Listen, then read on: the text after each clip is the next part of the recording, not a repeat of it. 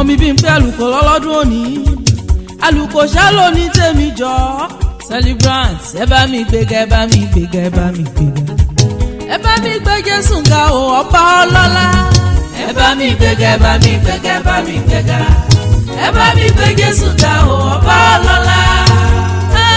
Kókó kẹ̀kẹ́ ìpanamọ́ ọmọ Jésù bọ́. Ó ṣe ọmọ Jésù ló ń dúpẹ́. Mọ́mí kókó kẹ̀kẹ́ o ìpanamọ́ ọmọ Jésù bọ́. Nìkan ló kọ́ sí pàgùnrín ojúmọ́ ti rí o. Nìkan ló ní kó dènà dé àfi Jésù gbèdé o.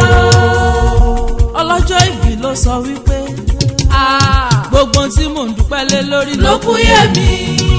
Ọlọ́run ló ṣe mí lóore kò ṣe pa á mọ́ra. Bàbá tó dá mi lọ́lá ó ṣẹ́kù fún mi. Òun ló dá mi lọ́lá ó ṣẹ́kù fún mi. Ó ṣe Jésù ó ṣe Jésù má kékeré o má kékeré o.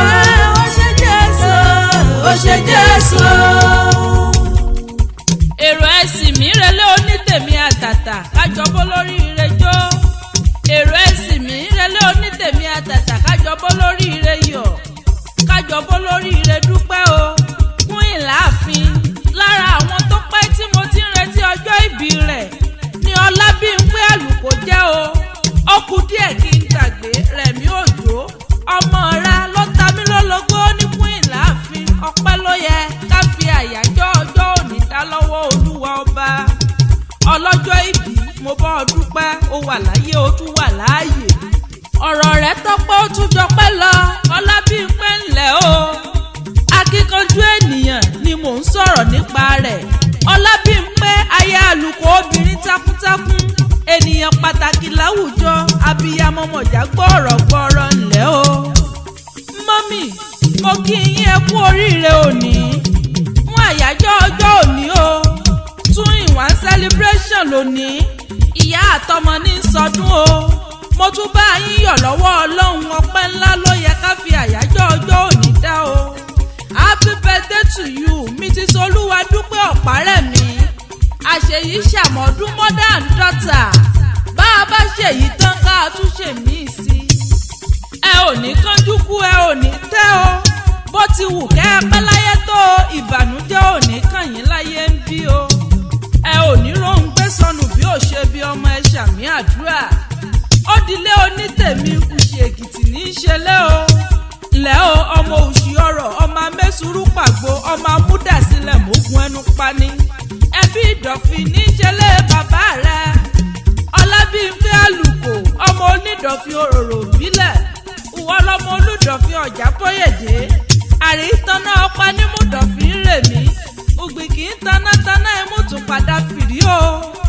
Ọmọ ajẹyí gbẹ̀dẹ̀gbẹ̀dẹ̀ oyè ọmọ adípẹ̀ oyè kan ní tìrí jẹ.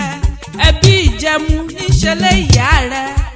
Ọmọ ìjẹmu àbàtà amúlé oṣó kẹrẹgú kẹrẹgú.